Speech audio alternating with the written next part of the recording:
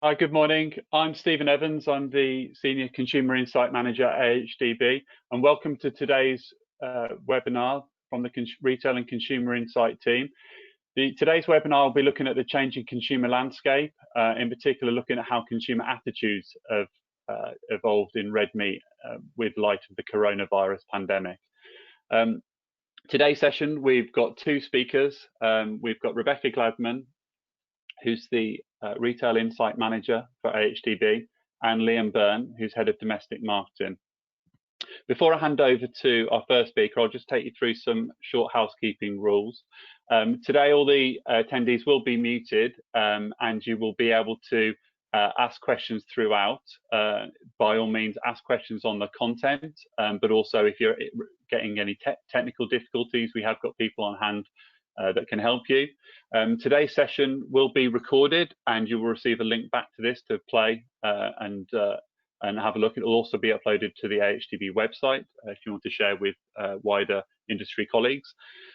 We also will be following today's presentation with a short feedback form. It only takes 1 to 2 minutes to complete, but really does help us shape future content and also understand the key things that you took from today's session and things that went well. Or areas that we could improve on. Those that fill out the feedback form will also receive a copy of today's slides. So if you take the time to do the feedback, don't worry, you will get all the slides.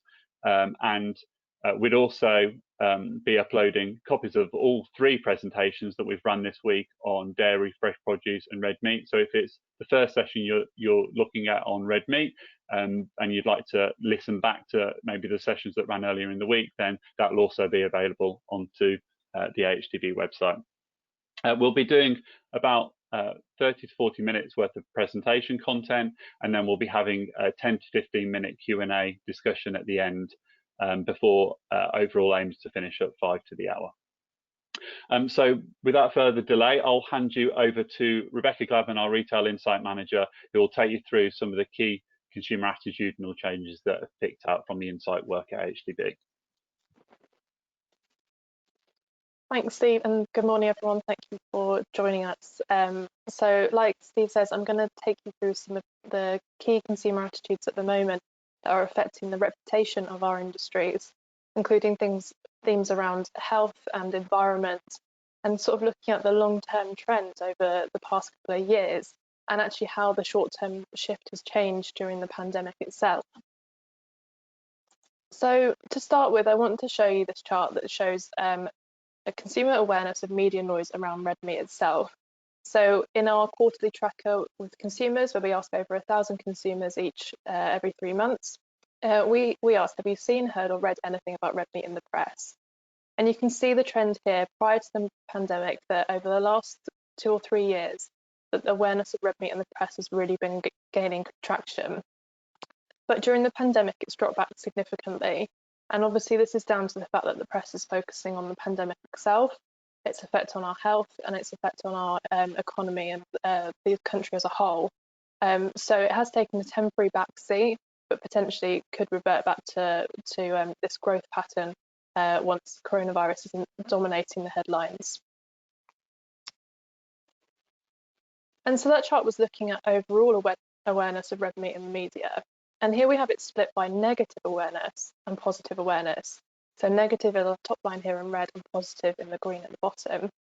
And what we see is that drop back during the pandemic itself came from a reduction in negative awareness. So this is positive for our industry.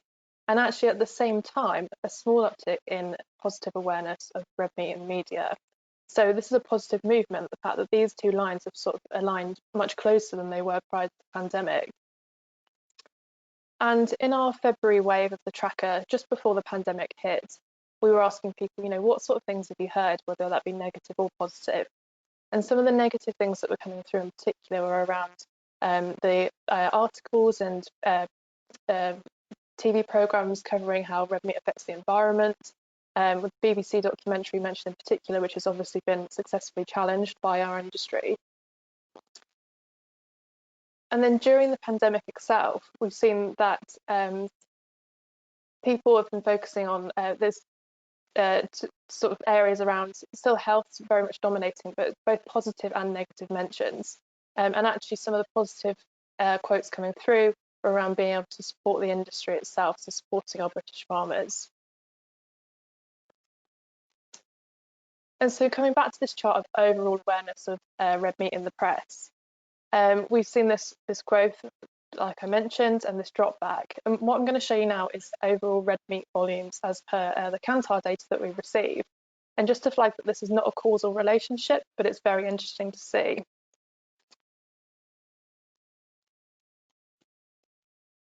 So what we see here is prior to the pandemic, total amount of red meat bought in by GB shoppers was actually facing year-on-year declines. And when the pandemic hit, obviously we were all in home more, we needed more food, and so we were purchasing a lot more from our grocers. And so red meat sales have really, the pattern of decline for that has really reversed. So it's a very interesting inverse correlation, not causal. Like I say, it's very much down to just having food in the house, food availability, and that temporary focus on coronavirus in the press. But we can probably expect some of this to remain. So it's people still needing staples, still needing their staple red meat products. But actually, potentially when the focus does shift back onto red meat in the media, we could see some effect there.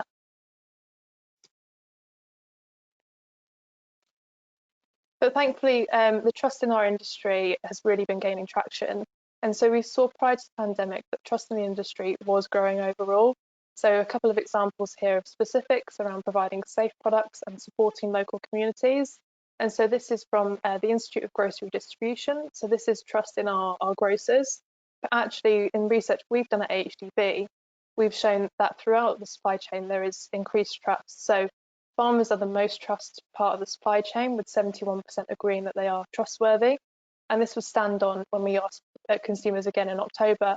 And actually, we've seen increased trust in both supermarkets and food service operators in October. And there is that general positive feeling towards farmers overall, with 75% of people agreeing that British farmers and growers are doing a good job of providing food for the nation during the pandemic itself. And this positive feeling towards the industry is perhaps coming through in the reasons for why people are buying red meat at the moment.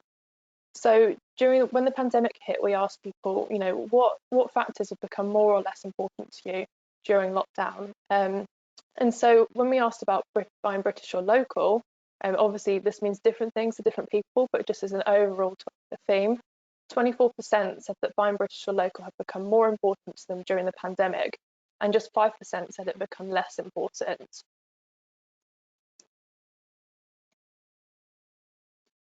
And actually what we've seen is that people do feel that buying red meat does help to support local farmers.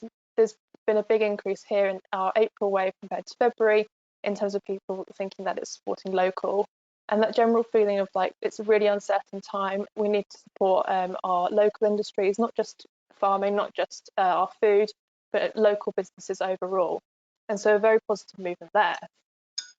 However, we've done research in the past that has shown that whilst claimed willingness to buy British is definitely there, actually when people get in front of the shelf in their supermarket, it does change priority. So the claim is definitely there, people want to buy British, but there are other factors at play, and it definitely drops down in importance. And one of the key factors behind this is price itself. So price is always a number one priority for shoppers, and particularly with people so worried about their incomes at the moment, it really is an important time for considering price and value for money. And so nearly 3/4 of shoppers say they would buy more British and local foods if they were better value for money.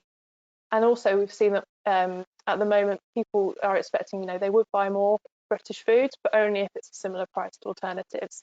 Although there is a small proportion that say they will pay a little bit more. And I think, like I say, this research we've done previously has shown a slight overclaim when it comes to buying British. But even if a small proportion of those people claiming that they will buy British more than they used to, do that when they get into a supermarket, this is a positive movement. So when it comes to British and value for money equation, actually it's about remembering that British alone just isn't enough. We have to say what British means. So whether that it's better quality and perhaps better eating quality, lower food miles, better welfare, better taste. It has to have some other benefit. And the key thing there that's sat on the left is about value for money. It's not necessarily just about price, it's about value. And so weighing up that equation between better quality or something, offering something else, and versus the price itself. And particularly at the moment when price is a real concern for people, like I said. So here we have that stat I just showed you, showing that 24% of people say that British has become more important to them when buying red meat during the lockdown. But actually, prices far outweighs that, with 33% saying prices become more important, and just a very small proportion saying that it's become less important. And actually, when we ask people, we say in every wave of our tracker, we ask, have you eaten more, less, or the same amount of red meat than you were previously? And for those that say they have had to reduce their red meat consumption, there was a small increase in the number of people saying that they had to allocate their shopping budget slightly differently. So some people feeling that they do need to cut back a little bit, and that price is a concern for them. So price used to be, when we were doing this tracker, we've been doing it a long time, used to be a key reason for reducing red meat consumption. But we see here it's only around sort of 16% of people citing that as a reason for reduction. Actually, there are bigger issues at play. So these are the top 4 reasons for reducing red meat consumption across 3 key themes. So the first one is health. So people feeling that it's healthier to eat less red meat. The environment has 2 key reasons here, so wanting to reduce carbon footprint and also just the overall impact on the environment. And then welfare itself, just a general concern about welfare and red meat consumption. And so health is our number 1 concern here. And we saw this temporary dip when the pandemic first set in. We just had to worry about getting food on the table, and issues like this did take a temporary backseat, but we have seen this bounce back. And the same goes for all of these issues. However, the environment was the fastest growing issue that we were tracking. And so I want to cover these in more detail. So health being the number 1 priority and environment being the fastest growing issue for our industry. So to start with health. Like we saw just then, health did take a very temporary backseat when it came to what people were buying to get on the table. And so in the 12 weeks to the middle of June, so just at the very start of the pandemic, food and drink sales rose about 13%, but actually calories consumed rose by 17%. So we were very much thinking more about comfort, just about eating what we can, and health did take a temporary backseat.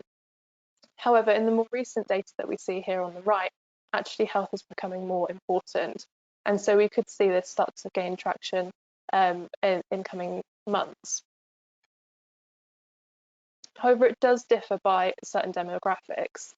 So a number of people are saying they're consuming more healthy foods, but an equal sort of proportion are saying that they're not. They're kind of being, I'm in this camp, definitely eating more unhealthy foods. But actually, there is this difference within the demographics, and it's a very typical trend that we see, not just during the pandemic, but prior. So that younger consumers do say that they're more focused on consuming healthy foods than their older counterparts. And we do see that generally younger consumers are shown to feel, when they talk about food, they feel more engaged with food. They think they're more aware of where the food that they comes from. And so they have this very different focus. So when we look back to the 2008 recession, obviously spending power is going to be a big issue for a number of people in this country. And when we look back to the 2008 recession, health did temporarily slow down as a need state. So basically what this comes from is Kantar's usage panel, and everyone on that panel, every time they eat something, they tick a box to say, why you ate that certain product. So it might be that it just thought it was tasty, or it might be that I had something to use up in the fridge, or here we have overall number of health needs. And so we did see that slow down. The focus had to shift as people just needed to watch their budgets. But obviously this time around things are different. It's a recession caused by a global viral pandemic.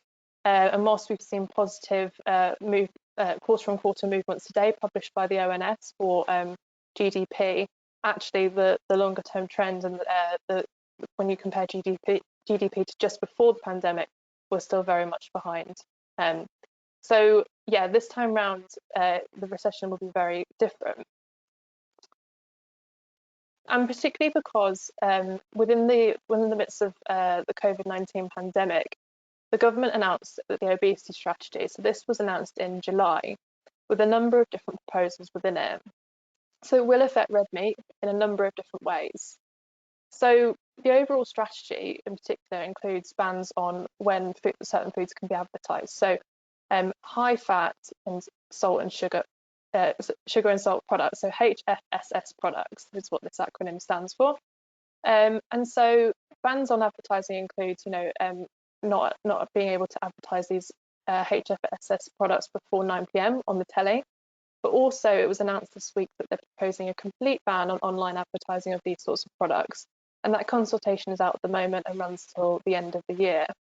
And that's for the fact that, that realization that online advertising isn't linear in the same way that TV advertising is.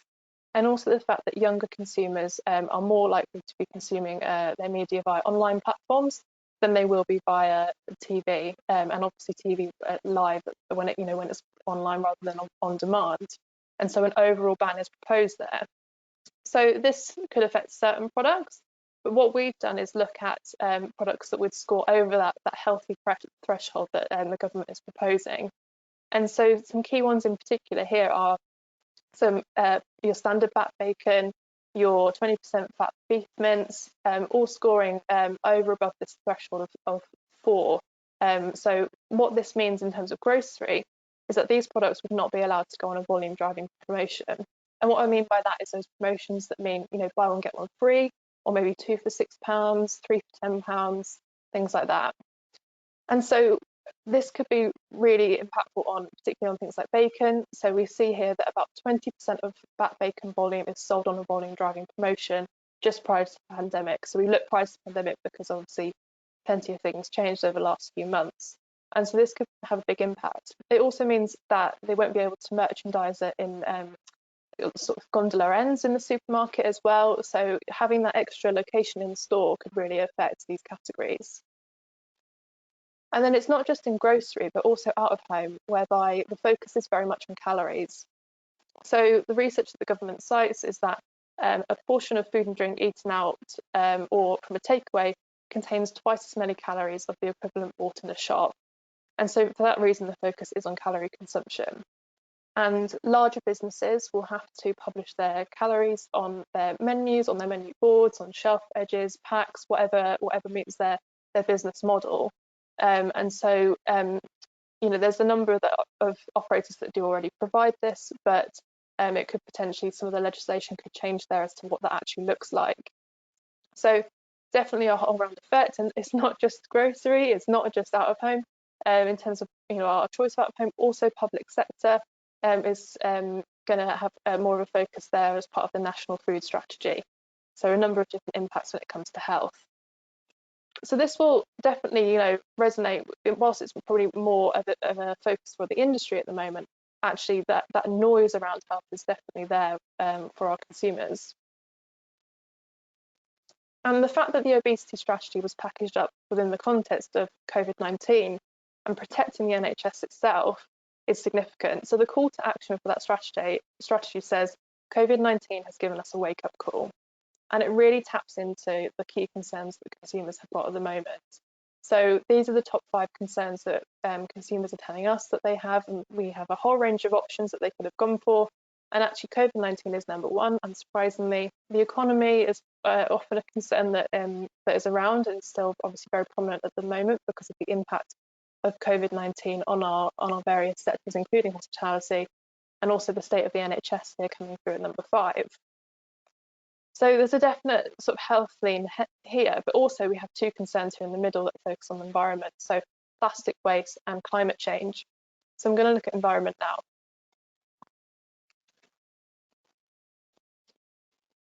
So on balance, consumers generally think that farming has a positive impact on the environment. And here we have a chart showing that nearly 2/3 of people say that farmers care about the planet. So, overall positive feeling.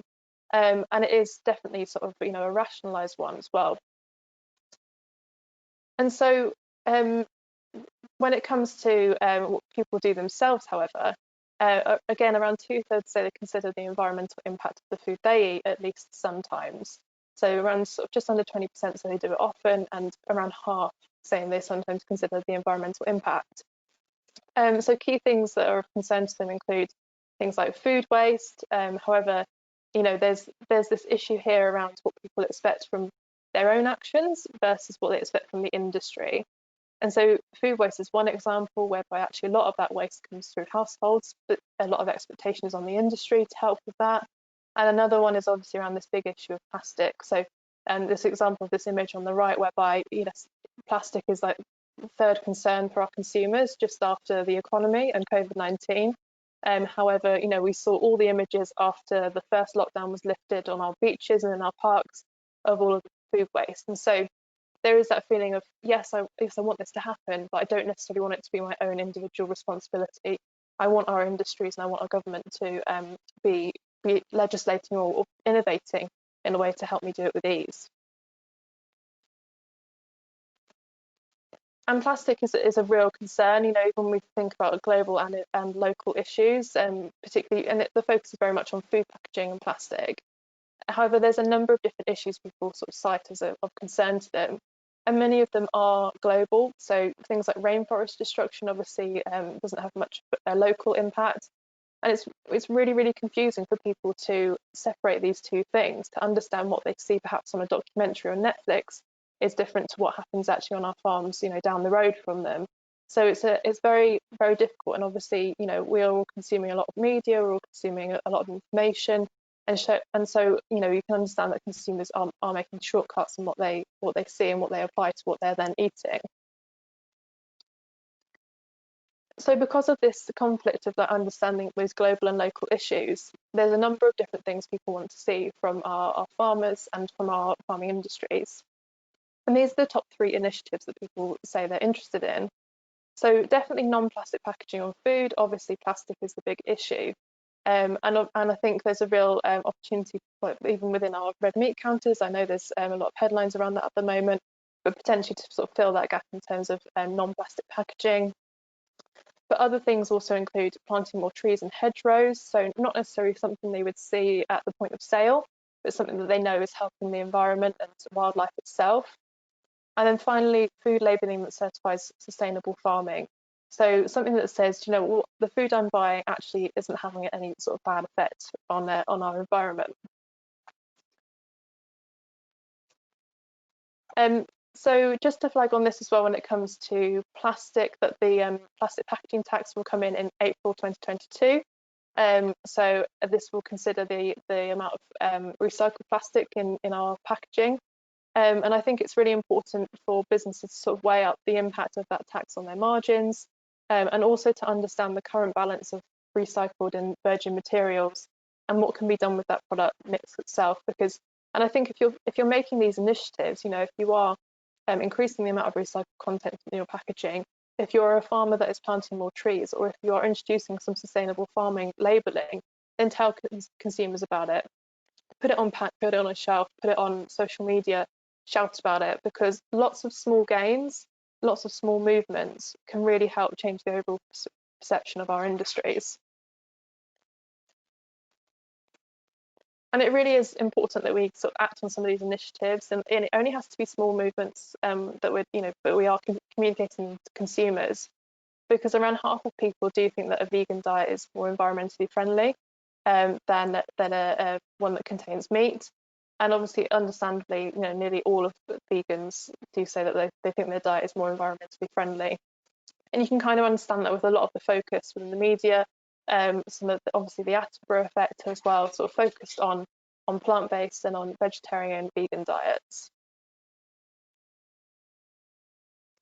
And so some of these issues around health and environment are having an impact on our categories. So we'll just take a look at this now. So over recent years, we've seen the rise of the meat-free category. And during the pandemic, actually, year-on-year volume growth of the category has slowed down ever so slightly.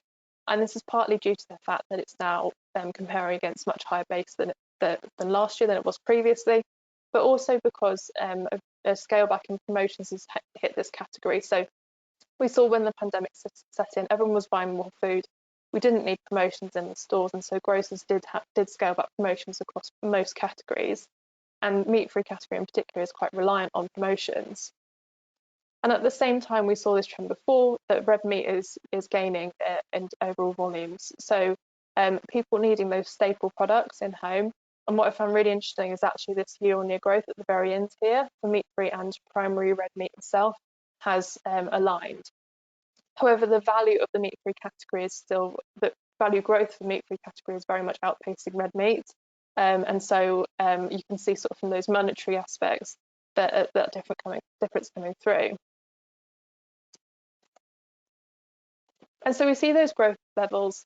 What we have to consider is that the meat-free market is growing from a very small base still. And so our estimate for the meat-free category, and you'll see a number of them banded about, but ours is around just over £400 million in the year to September, whereas the MFP category is £21 billion. So yeah, I had to double check that figure when I was looking at it yesterday, but the meat, fish and poultry is actually worth that much. And what we also saw is that household penetration, so that's the proportion of households buying primary red meat or meat-free, has changed in that time period. So the proportion of households buying meat-free has dropped back just under 2 percentage points, and primary red meat has actually seen a small gain, despite the fact that it's bought by over 90% of households generally. So this is positive, but I do think that it will be relatively short-term. You know, I think it's the fact that people are wanting their staple products in terms of their primary proteins, and obviously meat-free, like I said, is more reliant on those promotions, and so has taken a temporary backseat. And I think some of those trends sort of will come back through, and we'll see that steady growth for meat-free continue. So what's driving some of these changes in what we're eating? So around 1 in 5 households, so it's 20% of households, have at least one conscious meat reducer. And this is someone following a particular diet that with a target to reduce the amount of meat that they are eating. So these households include flexitarians, vegetarians, pescatarians, and vegans. So we see that flexitarians are the dominant household within these conscious reducing households. So, you know, not necessarily giving up meat altogether, but definitely wanting to scale back the amount of meat that they are consuming. And so they are worth around they account for around 20% of households in Britain. But we have this group of people that are, you know, they don't say they're following meat reduction diet, but actually what we did, we worked with Kantar to look at, you know, what is their actual consumption. You know, they say they're not reducing the amount of meat that they're consuming, or they're not following a particular diet that would do that, but actually what are they doing? And what we found is that 35% of British households are reducing the amount of meat they bought. So we look prior to the pandemic. Again, a lot of things have changed the last few months, so we're looking at those more steady movements prior to the pandemic. And yeah, over a third were reducing the amount of meat that they were buying and weren't aware that they were doing it necessarily. So the remaining number of people were not following meat reduction diet and actually maintaining or increasing the amount of meat, fish and poultry that they were buying. So this 35% is really significant and something we're really interested in to explore. So we thought, you know, great, we've identified these people, you know, what impact are they having? And what we saw is that they, prior to the pandemic, they were accounting for almost all of meat, fish and poultry declines in 2019. So we see here on the left that overall declines amounted to just around 110,000 tonnes, and increases were mitigating some of that loss to the tune of around 70,000 tonnes. So of this decline, a lot coming from these unconscious meat reducers. So we thought, great, you know, we've identified these consumers. There must be a reason why they're doing it. They're not aware of it. So in any other surveys we ask, and they're not going to tell us why they're changing their meat consumption in the way they are. So perhaps we might be able to identify what's going on with them. However, there's not a great deal of difference between our meat reducers and our meat increases. You know, there's a lot of attitudes that they have in common. And the thing that it comes down to is they just tend to be just generally less engaged with food overall. It's not necessarily a red meat thing, but they're just not hugely interested in what they're eating. They under-index on the number of people thinking that they are a foodie, and they're more likely to be traditional, so around 4 in every 10 saying that they eat the foods they grew up eating. And so sort of linked to this, they are more likely to be older and in smaller households, so just generally less engaged with the food that they are eating. And then they're no less likely to think that red meat is tasty. So here we have beef, pork and lamb, the number of people thinking that those proteins are tasty. So no difference between our unconscious meat reducers and those actually maintaining or increasing their meat consumption. But we do see a very slight difference in the amount of people thinking that beef and lamb are healthy compared to those meat increases, but nothing significant. But I think the thing to flag here is that the overall difference in scale between, yeah, I think red meat is tasty, but actually when I think about how healthy it might be for me, perhaps I'm not so sure. So all groups of consumers need a bit of reassurance around health itself. And so they're always comparing those unconscious meat reducers with the meat increases. Even when we compare our unconscious meat reducers with those conscious meat reducers, so those actively following a meat reduction diet, health is coming through as a key area for them. So around 4 in every 10 of unconscious meat reducers saying that they look for how healthy the meals they cook are, and around half of conscious meat reducers saying this the same. So these statements are some of the biggest that are coming through in all of our surveys. And so environment and welfare are definitely a concern, but not as important to our unconscious meat reducers. Those following a conscious reduction diet will cite this as more important to them, and we'll look at that again in a minute. But yeah, overall, health is really important, regardless of who you are communicating to, unconscious meat reducers, conscious meat reducers, or meat increases. And we particularly need to reassure our flexitarian households because they cite health as the biggest concern for them. It's cited by 65% of them as a concern from what they eat. And here we have the amount of those households and the amount of time they've been following that meat reduction diet. So around a third of flexitarians say that they've started that diet this year. And actually for these sort of stricter meat reduction diets, actually they're less likely to be sort of fresh to that diet. So the concern could be here that our flexitarians eventually become pescatarian, become vegetarian, and then become vegan. And actually, once they're in that sort of vegan household, actually, they are less likely to persuade. Vegan households have many more reasons for their dietary choice, and so particularly citing, ethics, welfare, environment as a reason for their diet, and so they are very much less likely to be swayed. However, flexitarians are a real opportunity in terms of, just if we reassure, perhaps it might not be so much of an issue for them when it comes to their red meat consumption.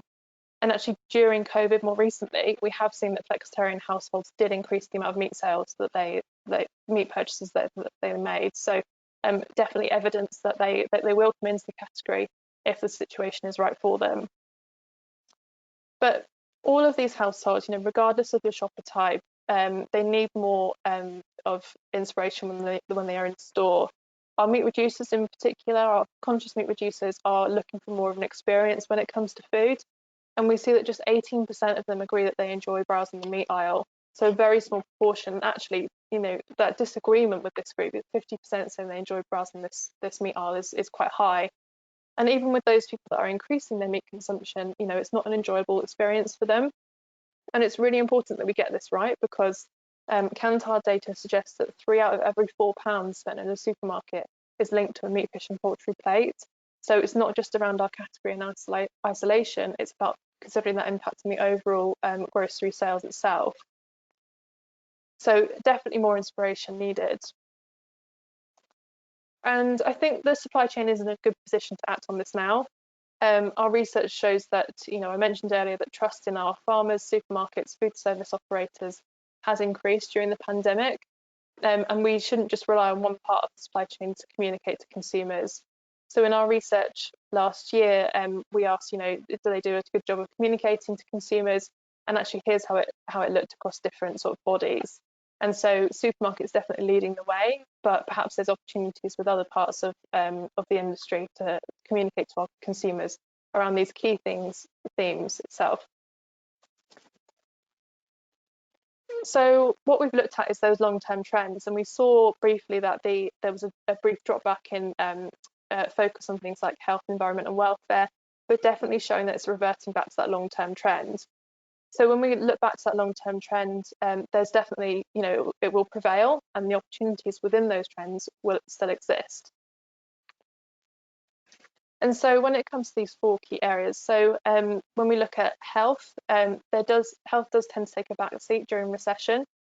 This might fluctuate, based on, how people are feeling around their susceptibility to COVID-19 or needing to recover from the virus itself.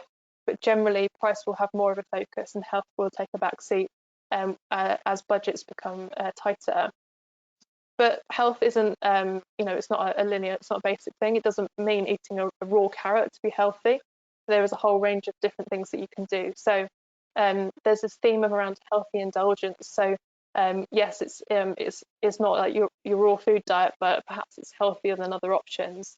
And providing that different scale of health to people to help them make better choices. And also providing a lot of reassurance around the nutritional benefits of red meat. Red meat has some unique qualities around certain vitamins, around like B12, selenium, zinc. So a lot of benefits there, and Liam will come on to that when he talks about our marketing activities. Then when it comes to the environment, definitely a short-term distraction from this, but plastic is still a massive concern for them. So I think that's a big one to get under control, and I think quantifying the current practices and use of plastic at the moment in the industry is important to understand that as as a baseline and how to improve from there. But like I said, communicate any small gains. If you make one small improvement on far more in your industry, in what you do within your business, then shout about it. You've put effort, you've put time and money into it, and consumers will respond to any small initiatives. And then when it comes to provenance and buying British, there is a definite interest in wanting to support local businesses. So that is making sure that the person down the end of my road is kept in a job. I'm supporting them and helping their income, and farming is definitely part of that. There's a lot of trust in our industries. But what we have to remember is that British alone isn't enough, so it has to be around those other benefits, and that remaining price competitive is key. People aren't necessarily going to pay more for it, particularly if they don't know what the additional benefits are to them.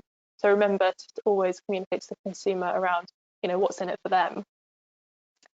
And then finally, inspiring our consumers. So, regardless of the shopper type, the meat aisle definitely lacks inspiration. And I think it's time definitely for a better experience in store. So that could be in the meat aisle itself. So perhaps with on pack, on shelf, on recipe cards, tasting stands, but also in perhaps other complementary aisles as well.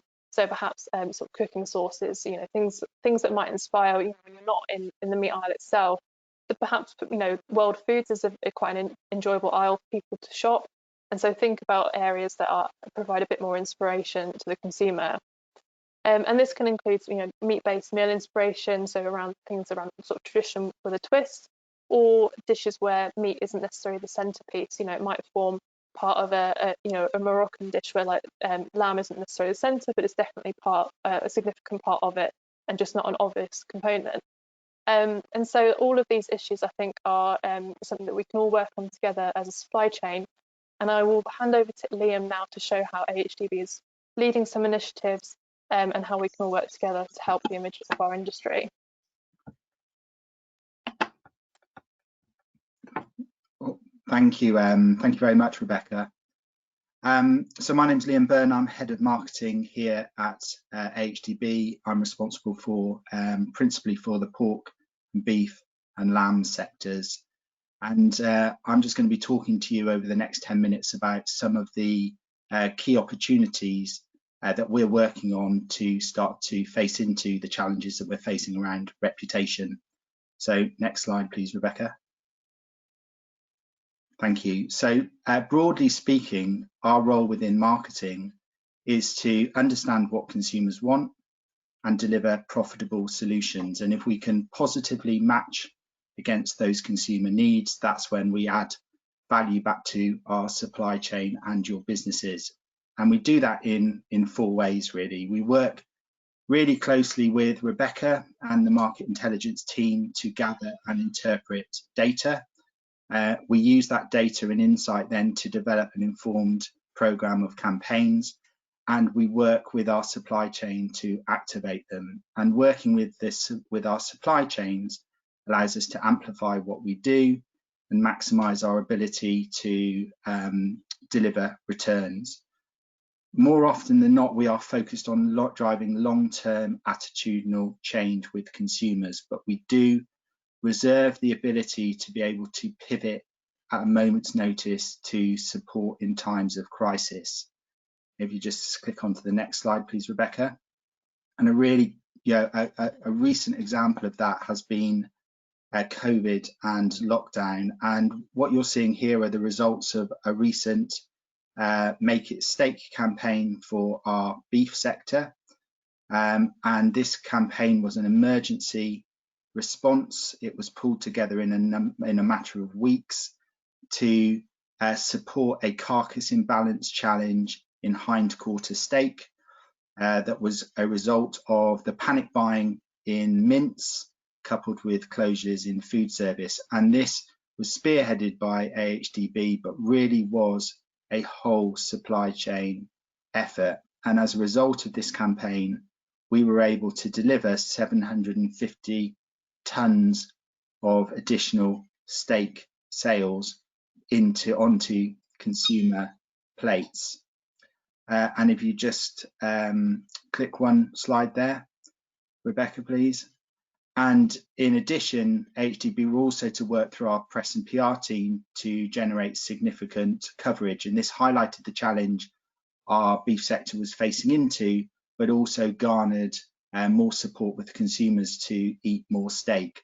And we've replicated these activities with our pork sectors and our lamb sectors as well in similar ways. We just click on one, please, Rebecca.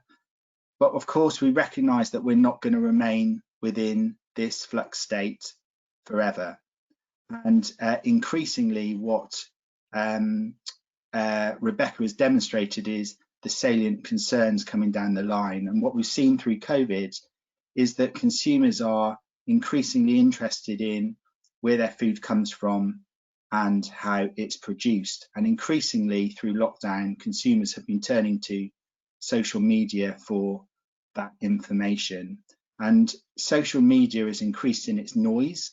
And as a result, it's become somewhat a breeding ground for misnomer and mistruth. So as we enter a new phase, it's more important than ever that we as an industry are able to tell our story, to extract ourselves from these global arguments and global debates, and think beyond just taste and enjoyment, as Rebecca said, to really position meat as one of the most, meat from Britain is one of the most sustainable in the world, as meat as a healthy part of a balanced diet, and also meat from Britain as being farmed with care. And this is where we start to add the values into what we're doing. So Rebecca, next slide. So I'm just going to leave you with three things that we're focused on within AHDB currently. From January of 2021, we will be on TV and across social and video on demand with a new campaign that focuses on positioning meat as a healthy, sustainable part of a balanced diet, linking health and environment with taste and enjoyment. We are also investing heavily in consumer segmentation, which will allow us to more accurately target those consumers that are consciously reducing their meat consumption and signpost them with relevant information and inspiration to keep them in our categories for longer.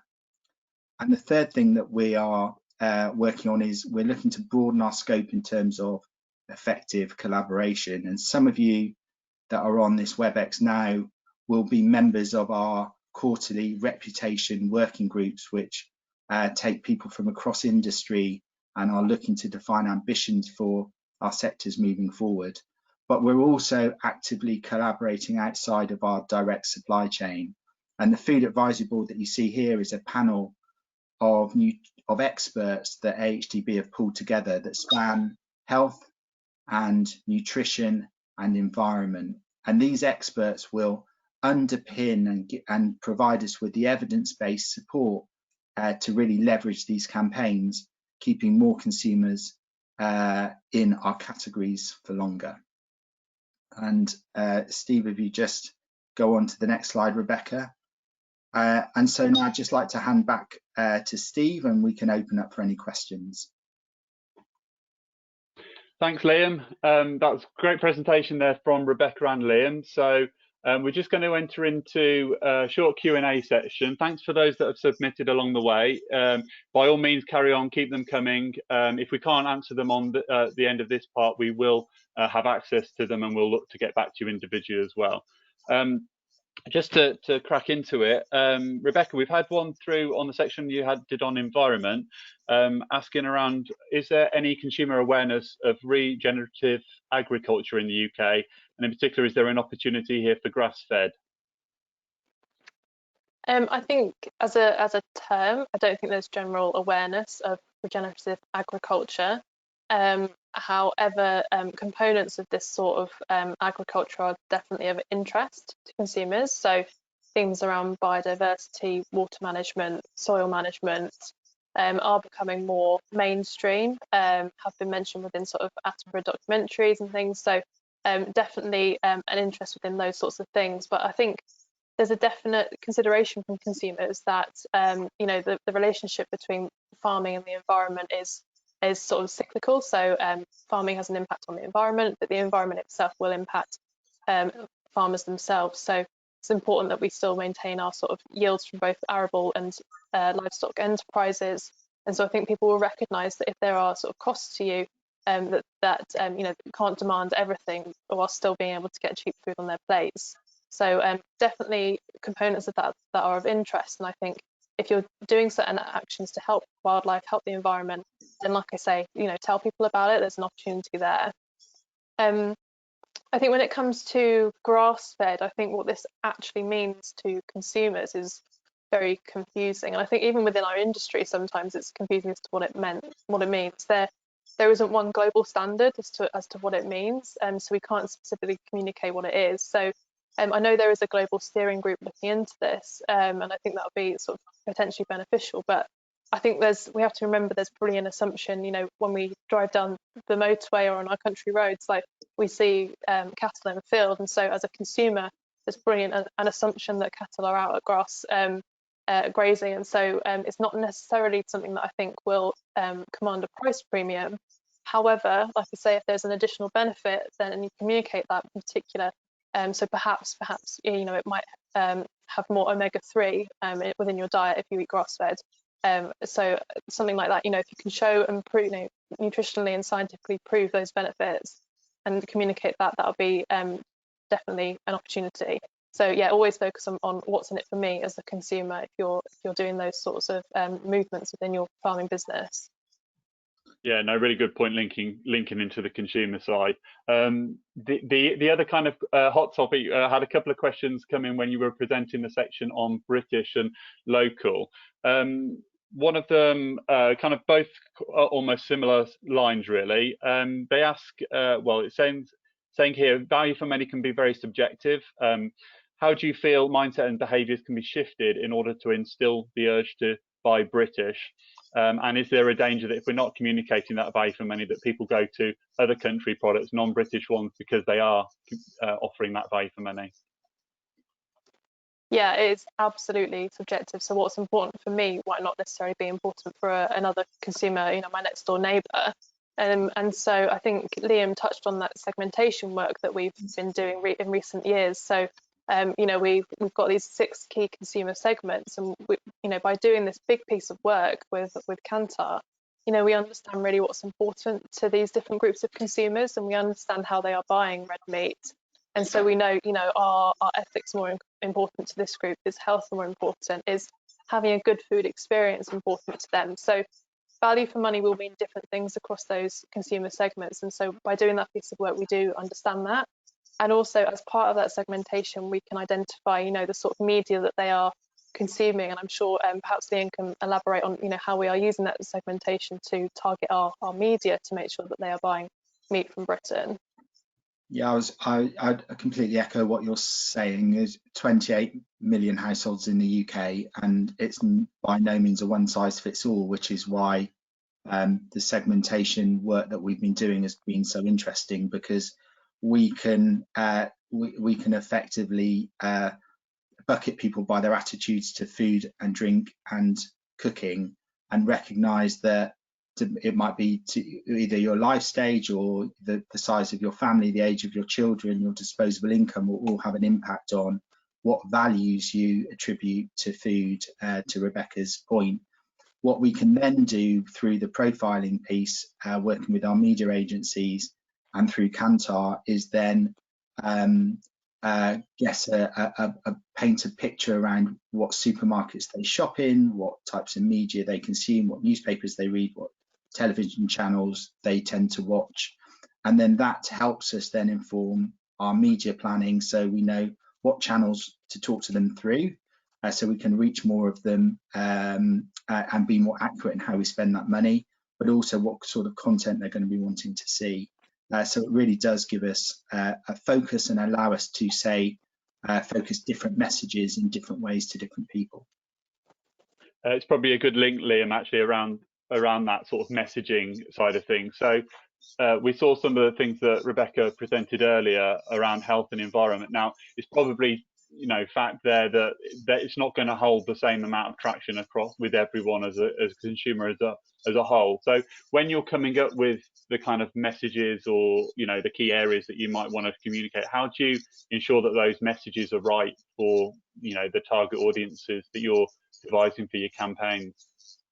Yeah, so we at broad level we might start with the paper exercise, which would be the consumer segmentation piece that we work through with you as a team within market intelligence. But then I would say, through every campaign, and this is the piece that you don't really see, is that we will test and retest and test again. And before lockdown, when we could all get in a room, we would do that through maybe focus group work, where we would have panels of our target groups together, and we would ask them questions, and it might be broadly, like, if we were to talk to you about this, how would it make you feel? But we can also run those surveys online. So we've been able to continue testing as we've been in lockdown and come out the other end. And again, we work really closely with the market intelligence team to support us in doing that. And I'll give you, just going back to that first point around environment and health, we see some really, really interesting things come out of the focus group work that we do with consumers. So sometimes we get caught in our own bubble of talking, almost like an echo chamber of talking amongst ourselves and thinking that things are a big problem or a challenge, when actually maybe they're not quite as big as they are.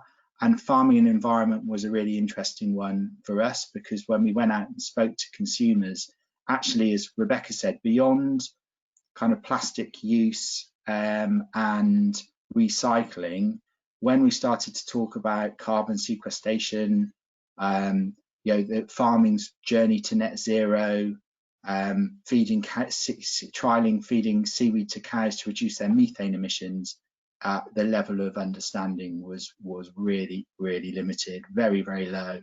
And actually what we found was in kind of raising these things to the surface, talking about some cows being grass-fed, you get quite a negative, a different response, which is, well, don't all cows eat grass? So what are you feeding the other cows? Or when we talk about feeding seaweed to cows, you shouldn't be feeding seaweed to cows. That's cruel.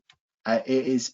So testing with consumers, seeing how messages land, very, very important. Yeah, no, really good point. It kind of highlights that getting out of the bubble that we work in and really getting under the skin of the target audience. So I'm conscious of time.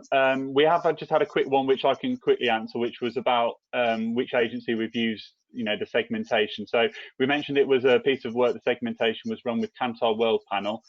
We regularly subscribe into their purchase data, and then we ask a range of attitudinal questions to them, and it allows us to come up with target segments. But by all means, you can drop Liam or myself or Rebecca an email, and we can pick up any individual questions you might have about thinking how we use the segmentation within AHDB, but also how you might be able to use that out in your wider business. So I'm just going to draw the questions to a close and just thank Rebecca and Liam for their presentations and all the time that's gone into pulling those together.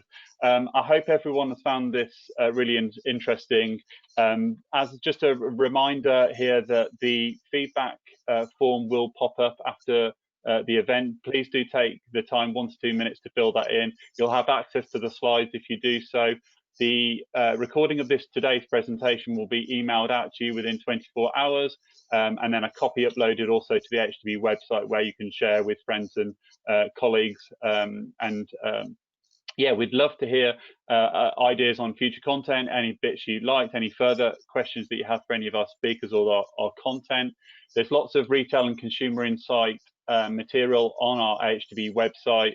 By all means, have a look at some of the reports that we've put out on the website. We've also got a bi-monthly newsletter, so if you've been interested in some of the topics that we've raised today, certainly if you've joined any of the other series, the bi-monthly newsletter allows you to sign up and have that come into your inbox every other month, and it just helps you keep tab of the work that we're doing and communicate to you for future events as well. So thank you very much for everyone for joining us, and thank you again to our speakers, and have a great rest of your day. Thank you. Bye-bye.